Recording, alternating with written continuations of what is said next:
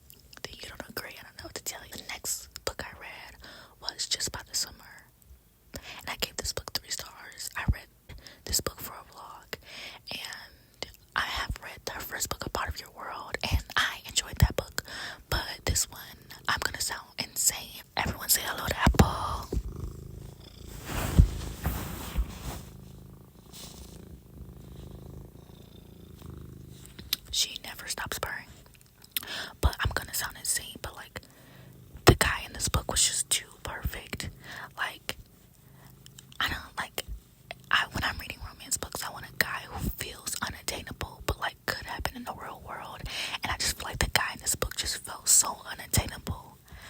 And I don't know, this book just didn't work for me all the way. Okay, so the next book I read was Diavola, and this book was like really popular on BookTube, but it was like some people like really loved it, but then other people like didn't care at all. I don't like the position of the camera.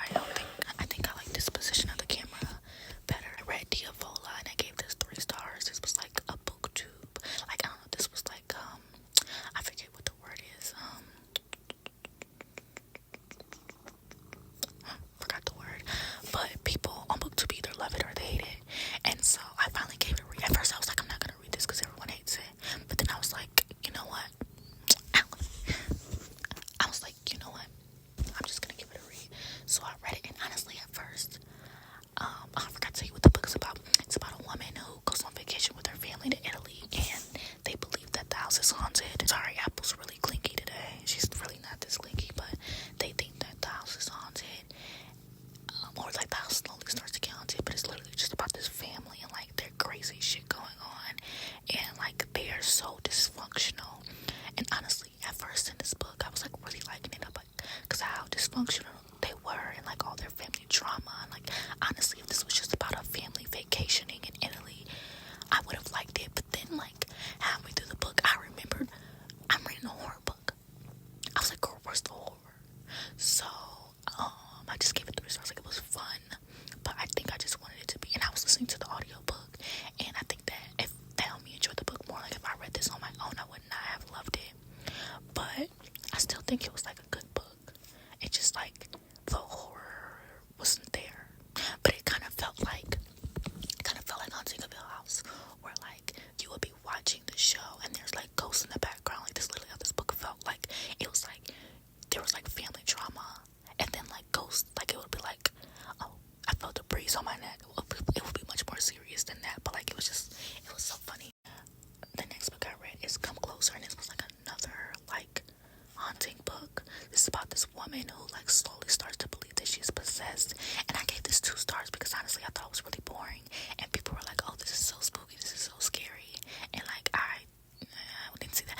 Now I will say that I am not a fan of like paranormal horror. I'm a slasher girl, but what I like to watch isn't the same thing as what I like to read 100% for the most part, but not 100%. So I went into this book knowing that I don't like paranormal stories and thinking like maybe I can give this a book a chance and maybe I'll like it, and I didn't love it, and that's okay. So then I read Once We Read Wolves, and I gave this 3 stars. This is about these 2 sisters who moved to Australia to integrate wolves into their community, and the people in the community do not want the wolves there, and someone turns up dead and they start to blame the wolves, but the main characters to figure out like, was someone framed? Like, did someone frame the wolves? Like, who killed this man? Like, was it all a setup? Like, what was going on? It's actually not a mystery. It sounds like it, but it's not.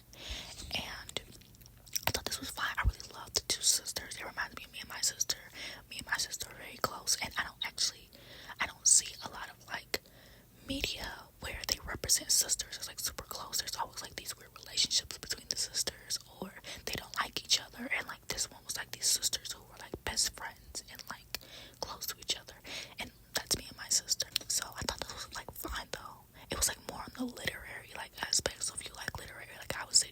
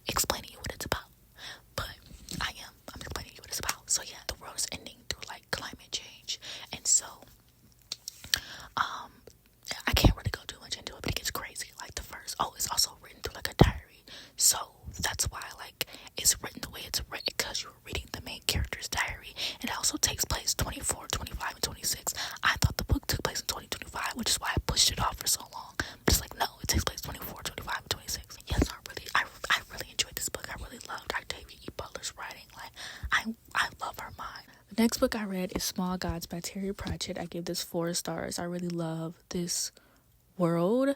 So this world, the series is actually called Discworld, and it is about a flat disc that's on the back of 4 elephants that are on the back of a giant turtle floating through space. And so it's a series of 43 books, but there are like mini series or arcs or whatever you want to call it, and they're like, some of them are like 8 books long, some of them are 5 books long, and they follow like different types of things. Like Small Gods is actually a standalone, and then I also read another one called Guards, and that one follows the Watch.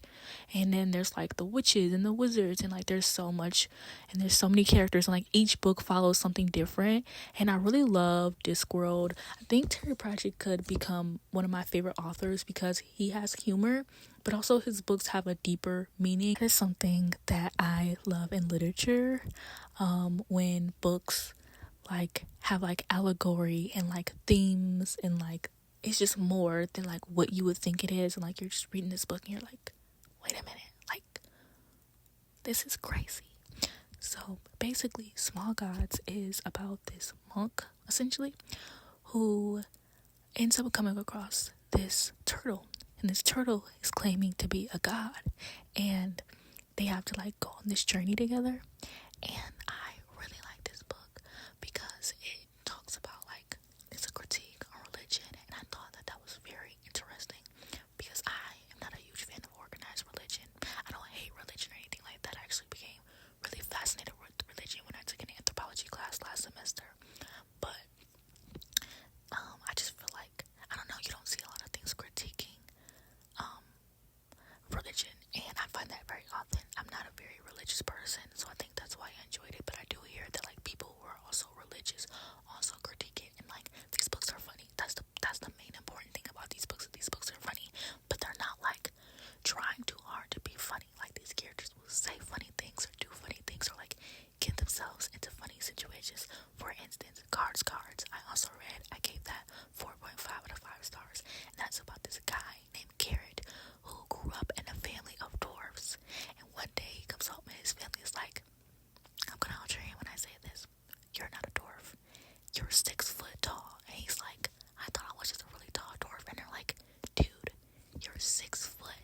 So then his family, like his parents, send him off, and he ends up coming across the Watch, and he joins. He's like really happy to have like this job, and the Watch is like really lazy, they don't do anything. But there's like this cult in the city, and the cult is trying to summon a dragon. Like, is that not crazy? It was so fun, it was so funny, it was such a ride. It had so many like critiques about like leaders, and like so many, like the themes were just so much fun, and it was funny as well. Like what? Like, I loved it. Okay, so then the next book I read is The Husbands, and I gave this 4 out of 5 stars. This is about this woman who comes home one day and there's a man in her house.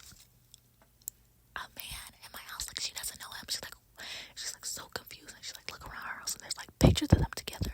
She's like looking through her phone, and there's like texts of them together, and she's like, who the heck is this man? And it turns out that he is her husband, and they've been married for a while. And one day she sends him up to the attic, and another man comes down, and she's like, hold on, who the hell is this? So then she sends him up, and another man comes down, and it's literally about her discovering that these men can go like up and down the attic. And I really like this story because I feel like personally it talks about something that I've been wanting like someone or books or something to talk about, and it's settling.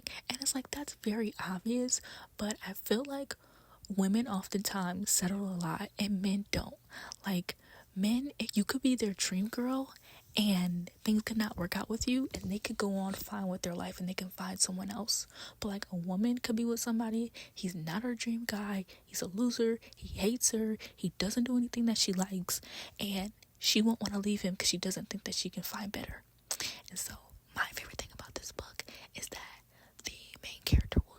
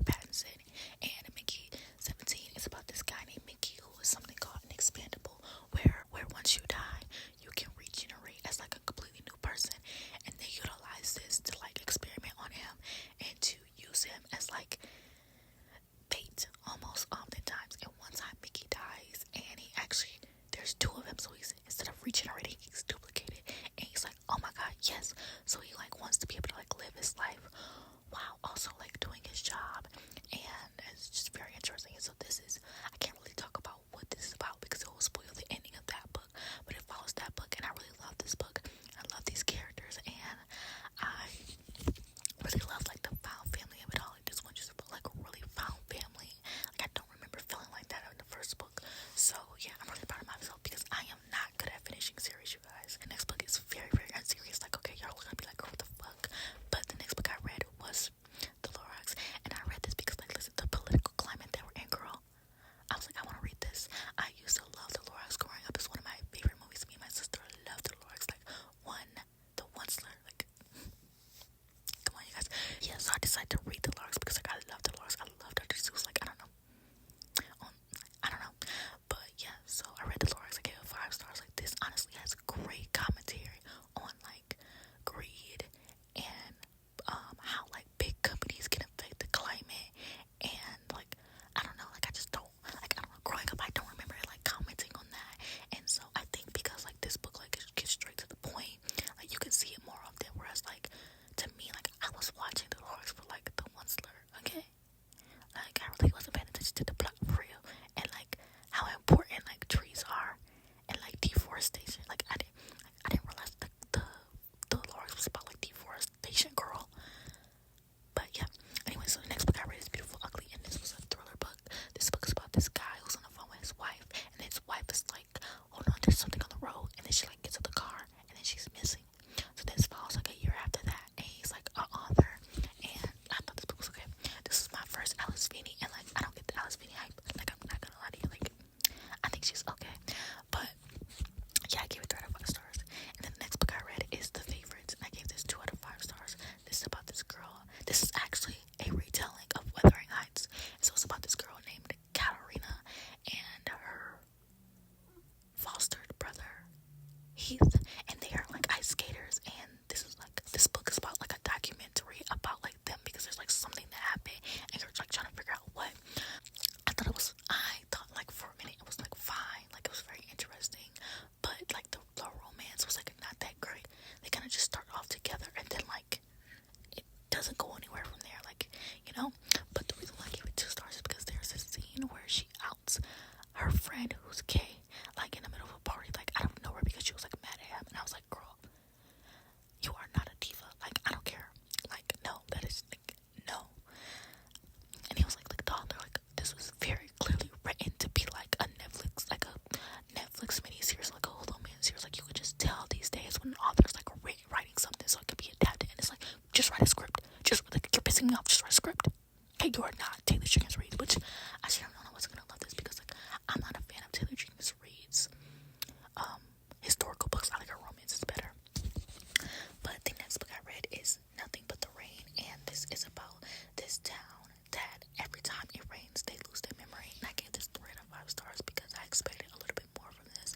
Like the way that it ended and like what happened in the book, like it was just a lot of build up. Like it was a great idea. I just don't think it was executed as like well as it could have been. And then also read Dawn by Octavia E. Butler, and I gave this 4.5 out of 5 stars. And it's about this woman named Lilith who is abducted by aliens, and she wakes up one day. When she wakes up one day, she realizes she's abducted by aliens, and it's because Earth is not livable anymore. There was like this war that happens, and they like have been watching Earth for a minute, and they take these humans in, and they start to like try and figure out how they can get these humans back on Earth. And it was like a little freaky, but I liked it. I thought it was fun. I don't think I'm gonna continue on with this series though, because people have said it only gets weirder, and I don't know much how weird I can take. But also, it doesn't even follow Lilith, so like, why do I care?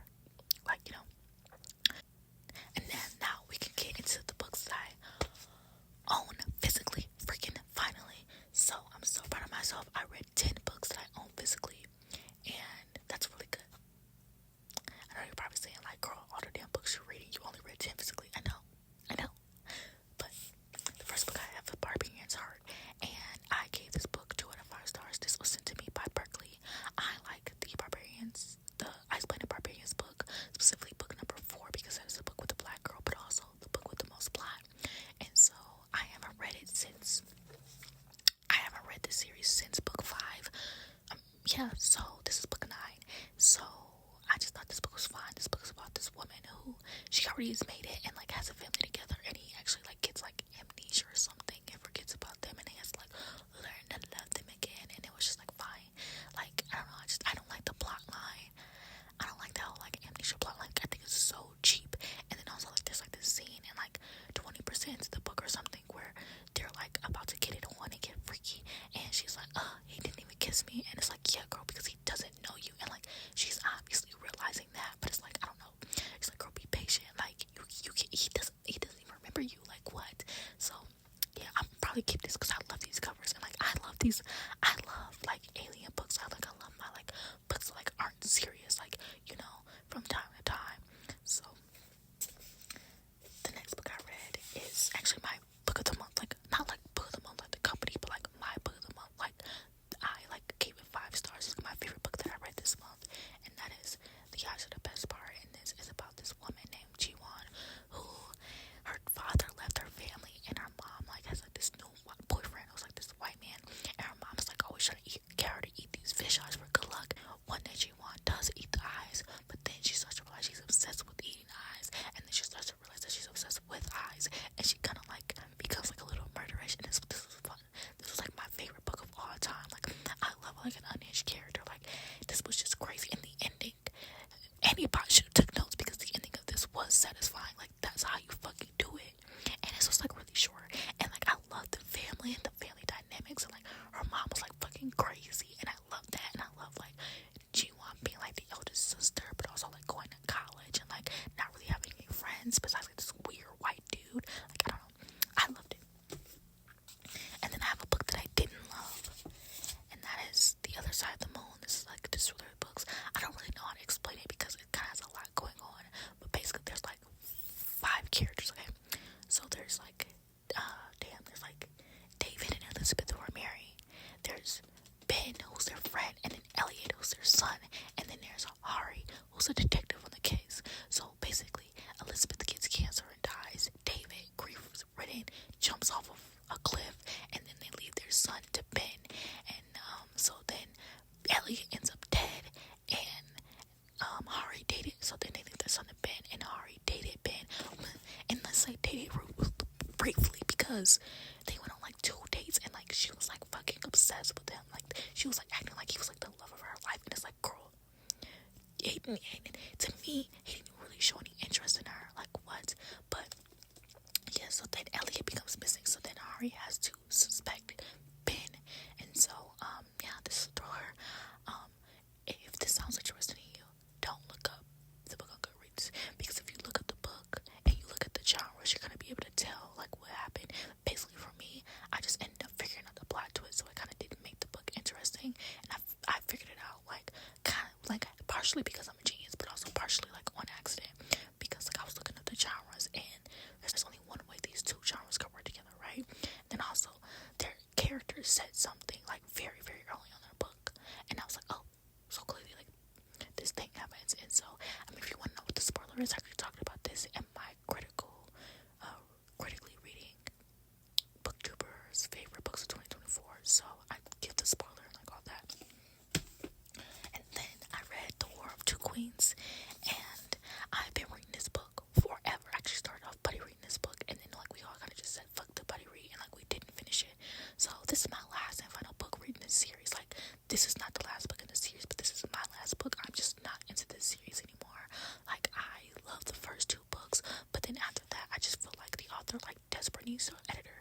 She's so repetitive. Like she repeats the same jokes and like lines like over and over again. Like it's so obvious that she wants this like Sarah J Maas type of like epic romantic book, and it's like you don't need to have like a 500 page, and it's like they don't need to be doing all this. Like, and then it's like there's still more books, and there's just been it's like it's clearly a cash grab. And actually one thing I don't like in series is cash grabs. That's why I didn't finish the Inheritance Games, because I thought it was great as a standalone, and like the rest of the books were clearly cash grabs, and they still are, and y'all are still falling for that shit. Oh, it pisses me off.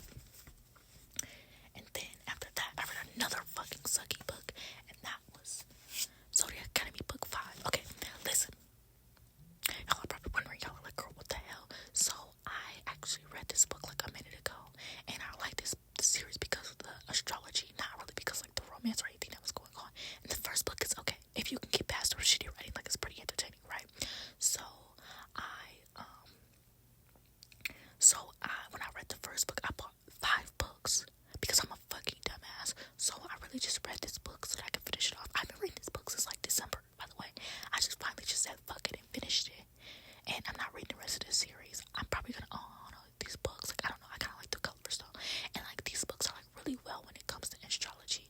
And like they're pretty accurate and I love that, especially like tarot cards and stuff like that. So I like them, but like romance wise and writing wise and like literally everything else about the book is terrible. So then I read Bright Young Women. I gave this 3 out of 5 stars. This is technically like a Ted Bundy case, but like fictionalized. It's about this woman who comes home and she sees this guy like leaving her. She's like a sorority, like leaving her like sorority house or whatever, and she goes upstairs and realizes that a few of the girls have been murdered, and so it follows like this case. And I thought this was like fine. Like I don't know, it was hyped up a lot, and like I could see why, but like I just didn't like the way the timeline it was following. Like I thought, like I don't know, it kind of ruined the book for me. And like the more I think about like fictionalizing something that happened to real people, it's kind of like, is that ethical? Like, is that okay? Like, I don't know, why didn't you just write a real story based on what happened instead of writing like a fictionalized story off of it? Like, what, I don't know. And then I read The Will of the Many, and I gave this 4 out of 5 stars. This is about this guy named, girl, what the fuck was his name? Listen, I don't have time for that. It's basically, there's like this world where everything is like they think of like a hierarchy. Like, and like the higher you are, the more powerful you are, and like their power system is called will. So there's this main character who was adopted because he was like, an orphan, and he was like adopted into like this really like family high up, and he is set to like go to this school and like figure out their secrets. And there's like a bunch of plot twists and stuff going on. I thought this was fine, but this was like my first like high fantasy book in a while, and like I forgot how fucking like daunting high fantasy books could be. And honestly, I like fun, but yeah. Then after that, I read Library at Mount Shar. I've owned this book for a while. I've owned this book because somebody said this was like Umbrella Academy, and honestly it is. It's about this girl who grew up in this family where everybody had like their own like category, and like her category is like libraries and stuff like that. And, like you can't learn anybody else's category, and like their dad is God. Like that's not a spoiler. And so he goes missing, and so they go on a search to like look for him. And it's like really violent, and like girl, check the trigger warning. It's like violent. Like think of all the violence you could think of, girl. And yeah.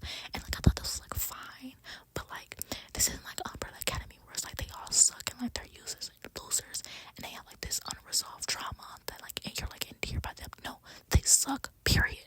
Like they just suck. Like none of these characters are likable. The mystery was like okay.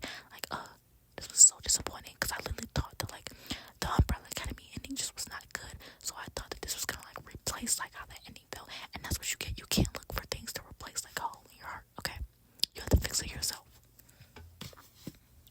So next I read Into the Johnny Deep, and this is about these people who is making this documentary, and basically their mermaids came and killed them. I don't know how to fucking explain that better. So then there's the other group of people who like nobody believes it, and like some people believe it and some people don't. So they go on like this adventure to like find the fucking mermaids, and they do find the fucking